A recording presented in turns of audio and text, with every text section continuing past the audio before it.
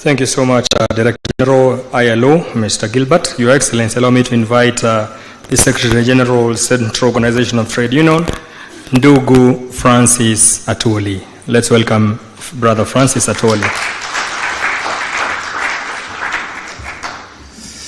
Thank you very much, my brother. I'll start by recognizing His Excellency the President, William Samoei Ruto, President of the Republic of Kenya, and Commander-in-Chief of the Defense Forces in our country. Her Excellency the Prime Minister of Barbados, Honorable Mia Motley, whom we have just listened to virtually. Our Cabinet Secretary for Labor and Social Protection, Sister Florence Bore, the International Labour Organization, Director General, Brother Gilbert Hogbo, the Director of the International Labour Organization, ACTRAF, Sister Maria Lena, Sister Jacqueline Mugo, who is with us here, Executive Director of the Federation of Kenya Employers, Brother Fred Redmond, Secretary Treasurer of the American Federation, or FLCI in brief, short, the General Secretary of the International Trade Union Confederation, Brother Luke Triangle, and the President of the International Trade Union Confederation African Region, Brother Moody Giro. My own brother that we have worked together,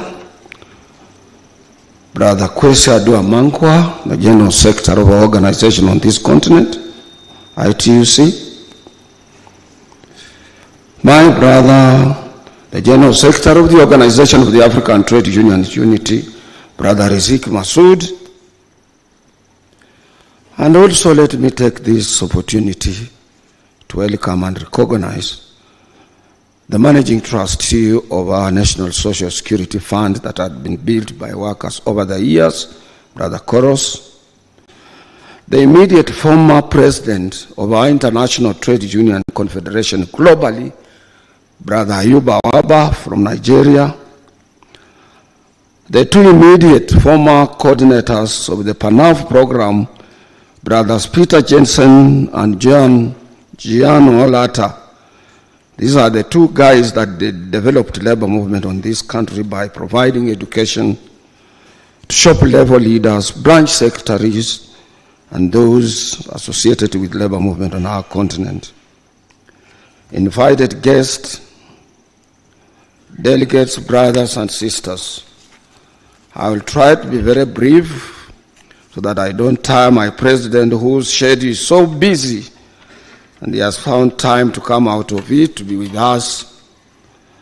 First and foremost, let me thank you, Your Excellency the President, for our Republic, for finding time out of your busy schedule to be with us this afternoon, and particularly for always creating time for the working people of our country whenever we call upon you. I remember vividly, Mr. President, that on the 14th February this year, when our organizations, that is the Central Organization of Trade Unions Executive Board, and affiliate general secretaries called on you at State House in Nairobi, you made 4 promises, but I will mention only 3, because the 4th one we are still negotiating. That you committed to fulfill. First, when we invited you to join us during the 1st May International Labor Day celebrations as our worker number 1 to Uhuru Gardens, to attend and preside over the celebrations during that wonderful day of our year calendar, we saw you in person. You left and you came back at our luncheon and more so to explain to workers how you want to put up houses for Kenyans. Secondly, we requested you kindly to allow us to ask the Director General of the International Labour Organization to invite you to attend the 111th International Labour Day Conference in Geneva. And on receiving the invitation, you responded positively and attended this important annual event of the International Labour Organization in Geneva, Switzerland. And this was a big honor, not only to Kenyan workers, but Africa, as well as making history to our country being the first president to attend the ILC. Thirdly, Mr. President,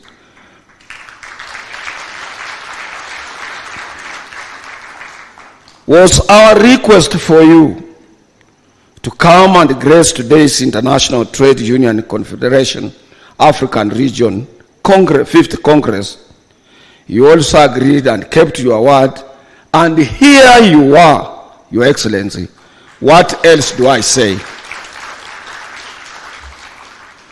We thank you for keeping your word, Your Excellency. We are aware, we have been in public life, Your Excellency. Very few political leaders who are committed to the ideals of keeping up their words, and you are one of them who keep their, whatever you say, you make sure you are up to it. Let me also take this opportunity, Mr. President, on behalf of Kenyan Trade Union Movement, to humbly welcome all delegates and guests to this important 5th African ITUC Congress in our country, Kenya, and I hope and trust that you will feel, my brothers and sisters, you will all feel comfort while here in this capital of our country, Nairobi. At the same time, let me take this opportunity to thank the government of His Excellency, the President, William Samoei Ruto, whom we are with here, to have waived any payment on visas. All of you, none of you paid any penny on a visa. And if there is any, here he is, you will be refunded your money. And let me tell you, it is his policy, and he has preached it to us, so that he can be able to promote free movement of persons on this continent, free trade amongst ourselves, to promote inter-trade and ease flow of communication on our continent. That is part of what he has been preaching. We thank you for these bold steps, Mr. President, and continue preaching this. For example, we in the East African community, we don't require somebody visiting Uganda and he has a visa from Uganda or Tanzania or Rwanda or Burundi or Somalia now to come to Kenya and is being asked for another visa. In the same breath, Your Excellency, as a labor leaders, we can attest here today that you remain fearless leader who never shy away from receiving criticisms. Let me tell my colleagues to know that. Considering that I personally, as Francis Atwoli, Secretary General of Kotu, for so many years, advised you on every proposal you made to the electorate. But as a true Democrat in our democratic society, after your election, you said, you guy, come around, let's sit down, and we agreed to work together and promote workers and Kenyans' interests at large. That is a true reflection of a true democratic leader.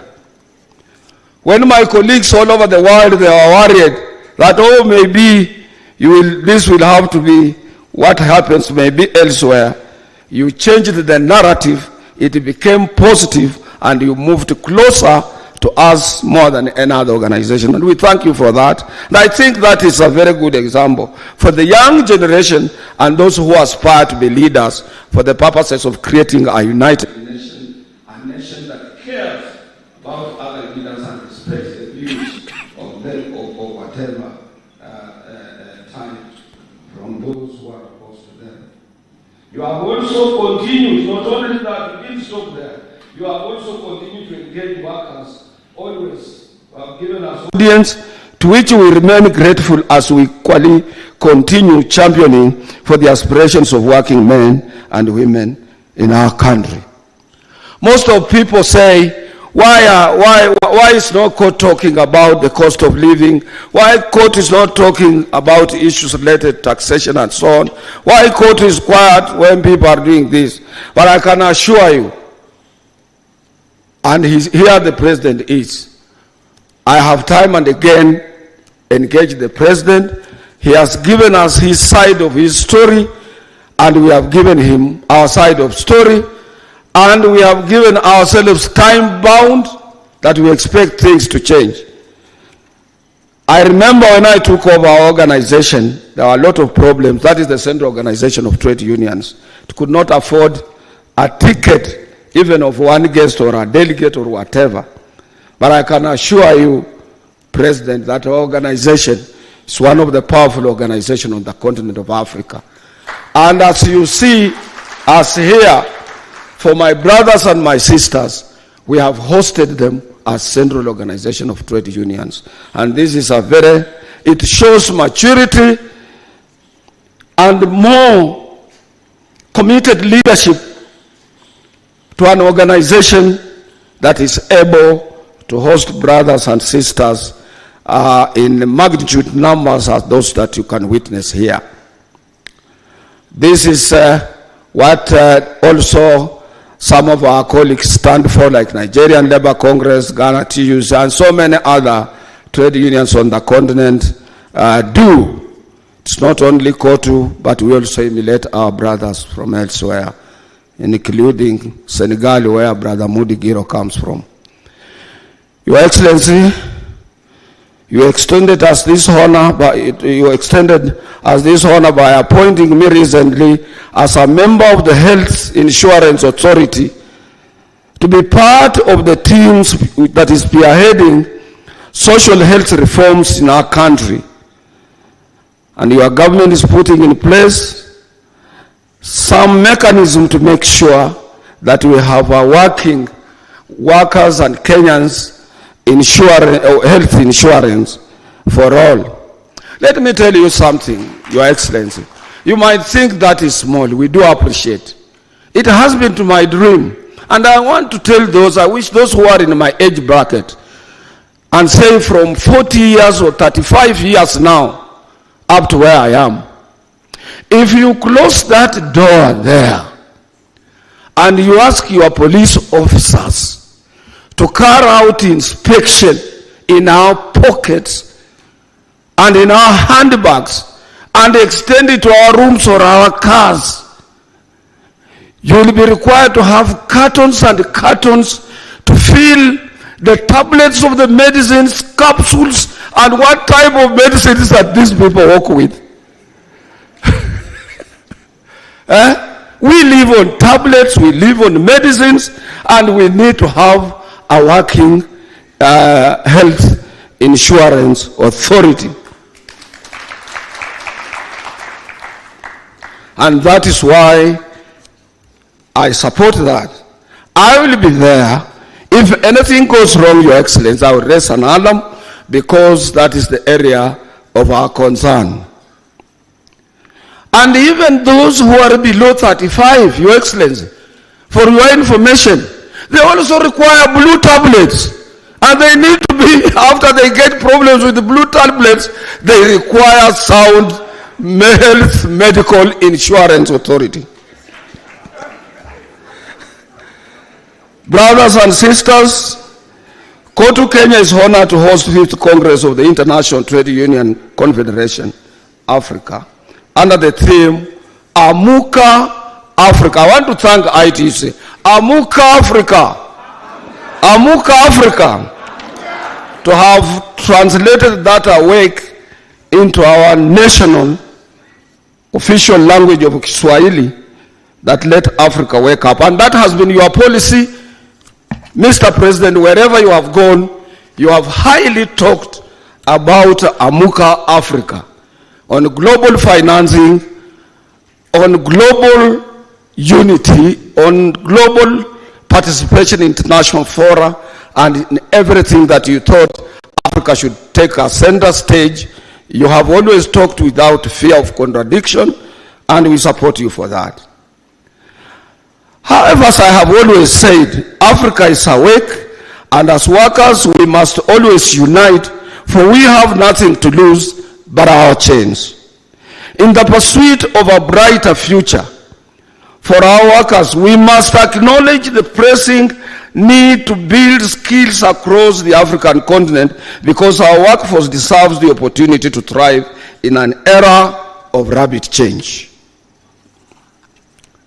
You can do so if you are working closely with governments. I want to thank governments, not only our government here. When we were in our meeting in Geneva, that is the governing body where I represent workers in this region. Sorry, Sister Jacqueline, it's a little bit painful. But government supported us to make sure that we win a vote to refer the right to strike to the International Court of Justice. Where there is an arbitration, where people are not understanding, let other people arbitrate us. And if we are not working with governments together, moving with governments together, they would have left us alone. And that is why there are things under social tripartism that both employers, workers, and governments must move towards one line. And the three are anchored at the International Labour Organization like this. That is why after our elections and our party lost to his party, to the party of the president, I told my colleagues, I go back to where I belong. Because where I belong is in social tripartism, social dialogue, and an area of collective bargaining. I want to thank our employers. They have talked a lot about cost of living.